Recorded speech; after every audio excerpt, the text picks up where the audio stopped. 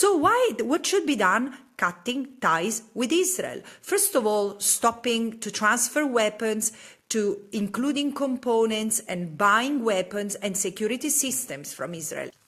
First of all, I think that the double standards that the European Union has demonstrated vis-à-vis Palestine and Ukraine has never been as exposed as now. There is an hysterical reaction that is not without justification provoked by the recent developments. And finally, European countries are realizing that of what has been created at their borders and or against them. And probably they should have preserved diplomacy over war, and maybe it's too late, but it's still shocking the kind of sets of arguments that are deployed vis-à-vis Ukraine and without any consideration of the similarities with the Palestinians, because I think this eventually manifests the dehumanization of the Palestinians is not something that concerns the Israelis or the Israeli government or the US administration alone. It's quite rooted in Europe as well. Am I surprised? No. Shocking as it is, it's not surprising. Because, again, never before I've noticed the European Union maintaining a posture which is the legacy of the past century. A posture of arrogance and a posture that allows itself to sit above the law, according to political convenience. There is one point that I would really like to make when it comes to how the European Union has spent money of its citizens in order to support the Palestinian Authority. It's clamorously evident that it has never been in the interest of creating a Palestinian state. Otherwise, why wouldn't most European states, or many European states rather, not recognize the state of Palestine? Why it takes so long to recognize the state of Palestine? Is it really because this state that is a disintegration of pieces of land without an army, with just people trying to resist, attached to what they have, and it represents an existential threat to the most powerful, mighty army in the Middle East? It's not because of that. It's because fundamentally, ideologically, many European countries and their leaders are in line or are supporting Israel's plan, are supporting Zionism as a project for the Jewish people only in the Middle East. This is problematic. Again, I'm not questioning what Israel is. I'm questioning what Israel does. However, there is an ideological posture that many European countries, or at least their governments, are taking that does not allow them to see Palestinians as equal to the Israelis or to others in need for protection. And in any case, has been supporting the Palestinian Authority really helped the Palestinians? I don't think so at all. This year, the Palestinian Authority has killed 7 people, and they were Palestinians. Have you ever seen a Palestinian police officer that the European Union has trained intervene to protect the Palestinian? No, because this is not the goal of the Palestinian Authority. The goal of the Palestinian Authority, according to the Oslo Agreement, is to ensure security coordination with Israel, the unlawful occupier of the Palestinian territory. So look at the paradox. The European Union has ended up paying for enforcing all the mechanisms of the oppression of the Palestinians. This is why I'm saying it's not just a matter of indifference, it's not just a matter of neutrality, it's a matter of supporting a system that has degraded to the point of not serving the Palestinians. Again, this is not a criticism against the Palestinian leadership per se, that doesn't I mean, this is outside of my mandate, but the structure itself is like blocking the Palestinians in between a rock and a hard place. So no, the Palestinians should be helped free themselves from the Israeli military presence and the colonization, and then they should be allowed to determine themselves as any other people in the world, and without, as it was the dream of the decolonization movement that, I mean, shaped part of our understanding of international law in the past, since the 60s and 70s. And again, we have lost it. We have lost it completely, because today Palestinian self-determination is registered among us in Europe, many of us, as if it was a security problem for Israel, which is unacceptable. When it comes to the protecting EU citizens, yes, of course. I mean, I'm in the same situation as two judges of the International Criminal Court. So you have 3 European citizens who are left unprotected to the US prosecutorial measures simply for doing their job. It's appalling, but this is the European Union, not even the pride of defending their own citizens in the face of an abusive regime, because the political regime that the United States embodies today is affecting us. It's not just us, it's affecting all of us, because the banking system responds to American law, not European law. If we had been sanctioned by the state of Australia, we wouldn't be suffering the consequences and the isolation and the persecution we are suffering. But here, even on European soil, when it comes to the finance system and the banking system, we are under US law, unfortunately.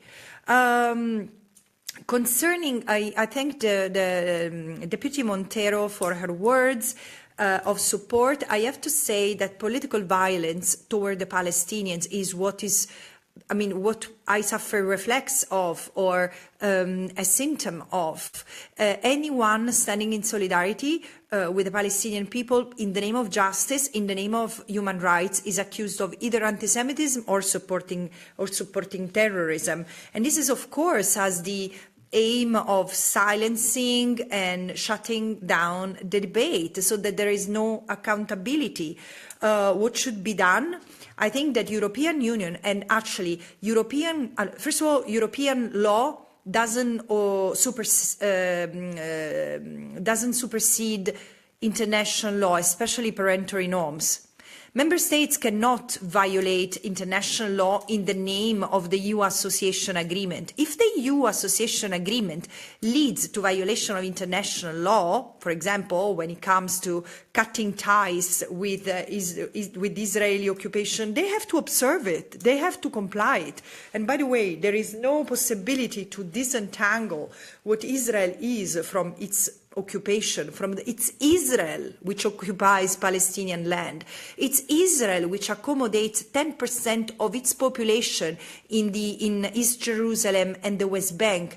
It's Israel which has established one water grid from the river to the sea by exploiting the Palestinian water basin that are in the West Bank. It's Israel which maintains an apartheid regime. It's Israel which has destroyed Gaza. It's Israel who starved the population of Gaza, killing at least 300 uncertain people.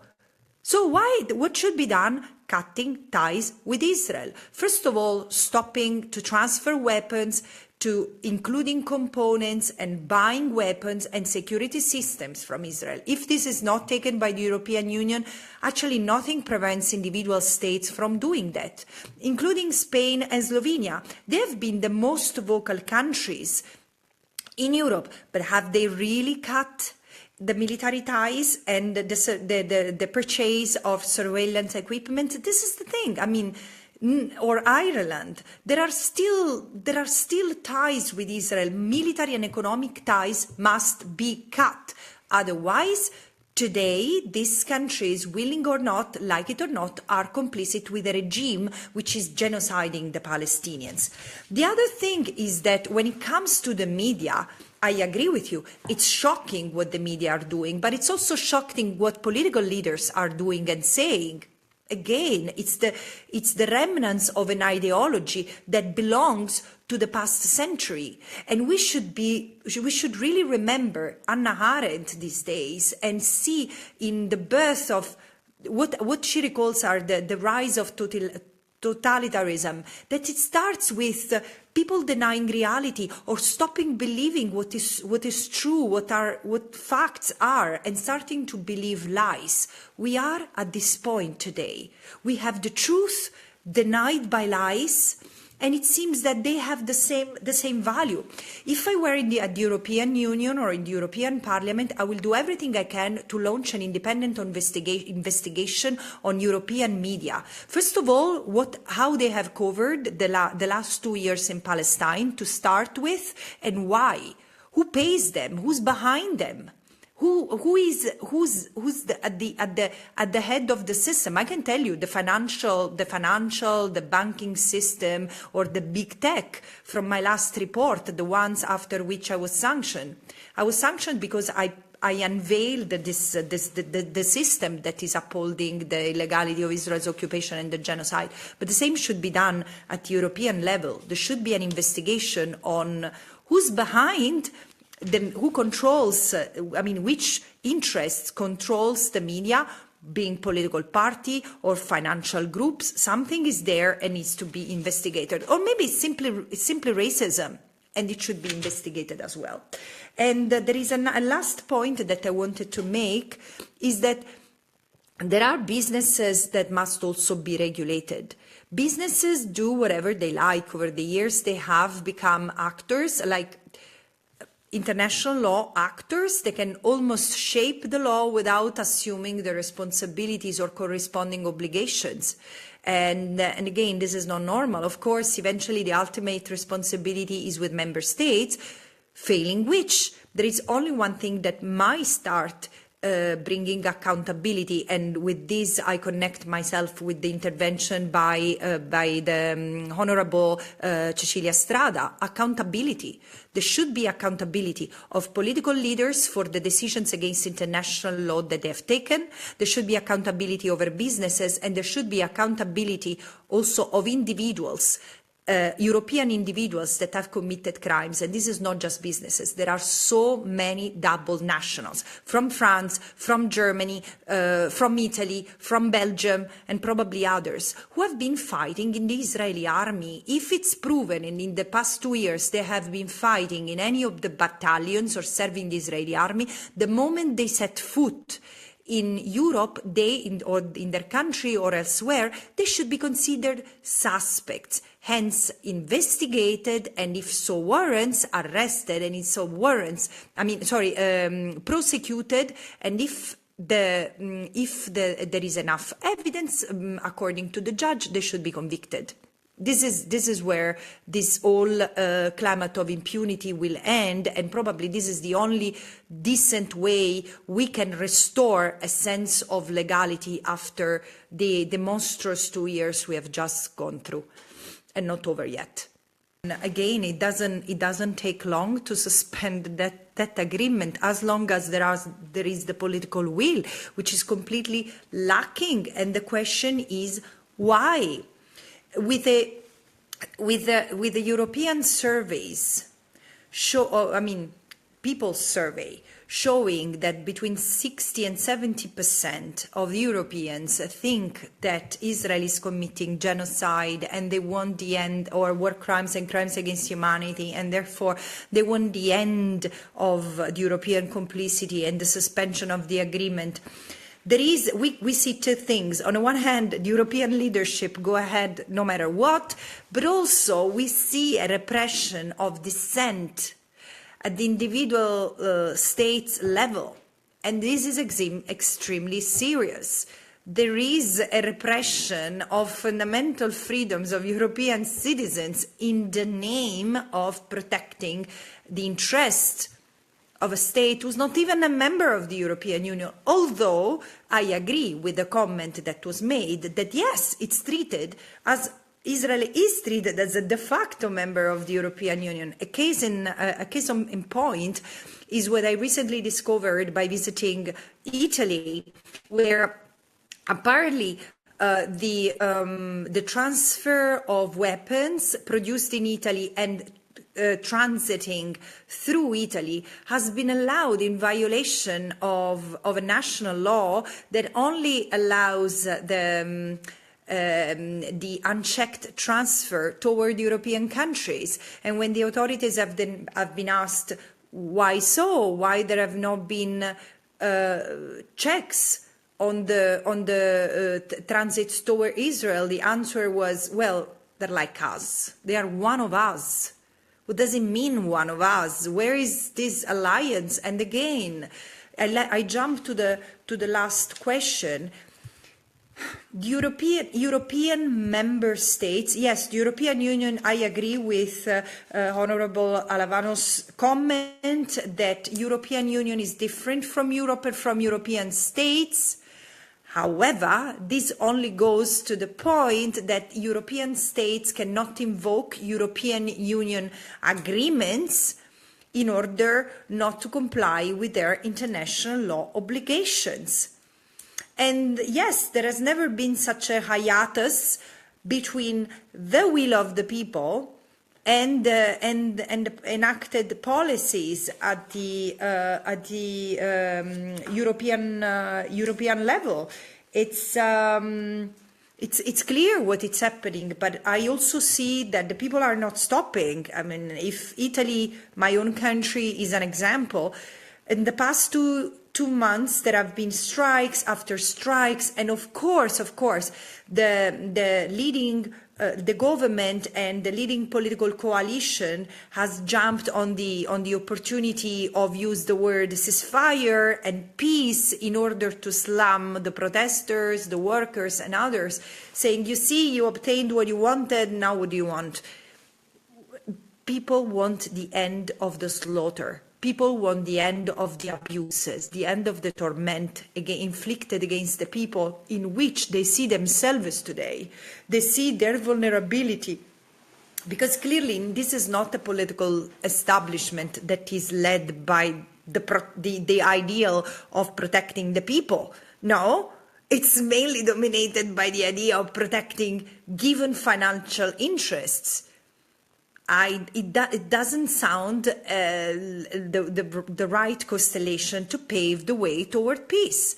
So I have the same feeling and the same fear that the future will be much harsher than our recent past, and we will regret the time we have wasted trying to concoct solution, because the solution is much closer, and it's really to encourage the people to strike, encourage the people to boycott themselves, the Israeli or the businesses connected to the Israeli occupation, as it has been. I mean, it was the global solidarity movement which contributed substantively to the collapse of the apartheid in South Africa. So surely non-member states, I mean, it took a while to many member states, including European states, to cut ties with apartheid South Africa.